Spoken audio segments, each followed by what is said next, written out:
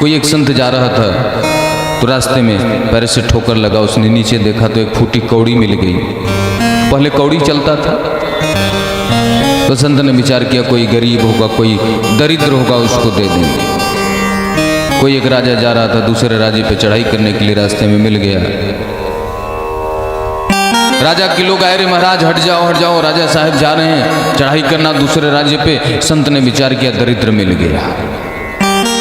राजा साहब आए, बोले राजा ने अपना हाथ ऐसे करना, राजा ने हाथ किया और फूटी कौड़ी उनके हाथ पर रख दिया। बोले महाराज ये क्या है? फूटी कौड़ी आप मुझे दे रहे हो, मेरे पास तो बहुत सब कुछ है, धन दौलत है। बोले नहीं बेटा, तुम्हारे जैसा दरिद्र मैंने किसी को देखा ही नहीं। बोले कैसे? बोले इतना होने के बाद भी दूसरे को लूटने जा रहा है। तो गरीब तो बन जाओ लेकिन दरिद्र नहीं बनो, नहीं तो भगवान अगले जन्म में बिल्कुल दरिद्र ही बना के रखेगा। सब कुछ दिया है और हम उसको दोष दें तो फिर तो गलत बात हो जाएगी ना। भगवान के भक्त गरीब हो सकते हैं, दरिद्र नहीं हो सकते।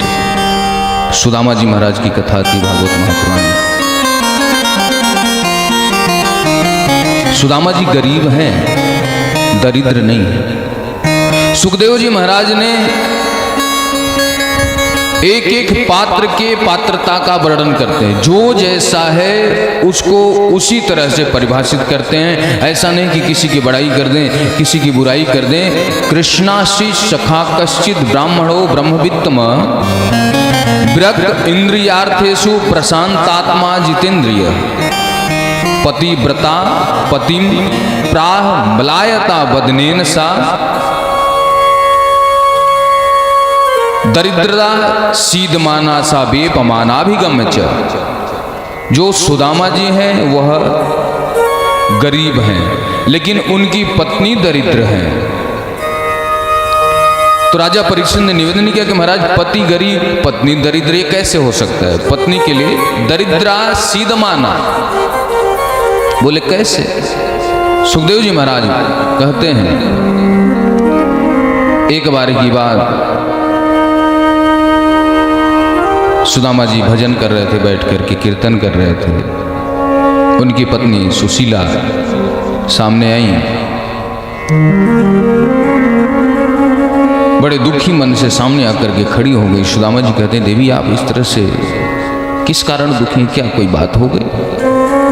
बोले प्रभु 5 दिन से घर में कुछ भोजन नहीं है, पानी नहीं है, और आप कह रहे हैं कि आप दुखी कैसे हैं? आप कहते हैं आपके सखा भगवान गोविंद हैं, द्वारिकाधीश महाराज हैं, तो आप एक बार उनके पास चले क्यों नहीं जाते? आप उनके पास जाएंगे तो कुछ धन दौलत मिल जाएगा, तो हम लोगों का पालन पोषण हो जाएगा, हमारे कुटुंब का परिवार का पालन पोषण होगा। सुदामा जी के नेत्रों में आंसू आ गए और कहते हैं देवी तुम कृष्ण के पास इसलिए भेजना चाहती हो कि मुझे वहां से धन दौलत की प्राप्ति हो। आप कैसी धर्म पत्नी हैं?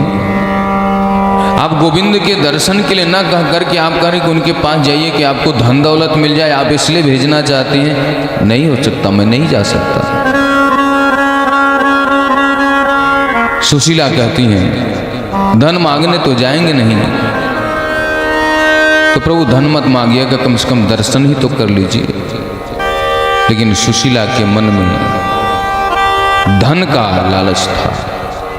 बात को बदल तो दिया लेकिन उनके मन में यही है कि वहां जाएंगे तो धन आएगा, इसीलिए उनकी पत्नी को दरिद्र कहा गया, क्योंकि उन्होंने धन का नाम ले लिया। प्रभु के पास जाकर के मैं गाड़ी घोड़ा धन दौलत नहीं मांगना चाहिए। यदि आपने मांगा तो फिर उसी श्रेणी में आप आएंगे। अच्छा एक बात बताओ, मांगा किससे जाता है? जो अनजान हो, जिसको पता नहीं हो कि सामने वालों को क्या चाहिए, और जो जानकार है, जिसको सब कुछ पता है, जो अंतर्यामी है, फिर उससे बताने की क्या जरूरत है कि हमें इस वस्तु की जरूरत है? ध्यान देना बात के ऊपर। यदि हम उसको ये बताते हैं कि हमें वस्तु की जरूरत है, तो इसका मतलब ये हुआ कि वह अंतर्यामी नहीं है। यही हुआ ना।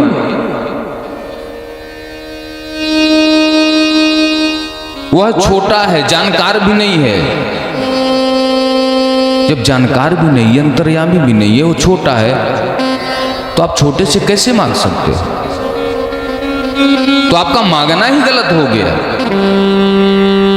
अरे वो परमात्मा है, माता पिता है, उसको पता है कि क्या चाहिए बच्चे को। मांग करके गलती न कीजिए, भगवान से न मांगिए, भगवान को मांगिए।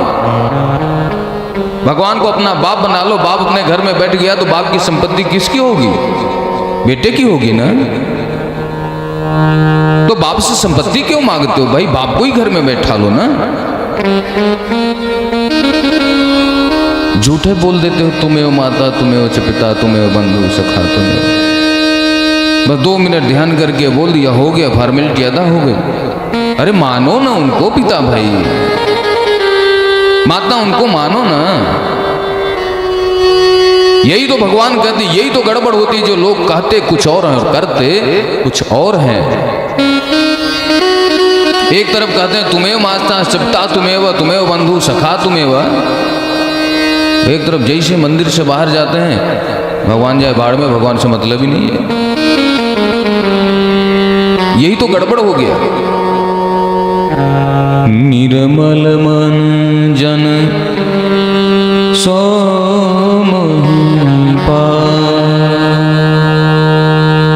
मोहि कपट चल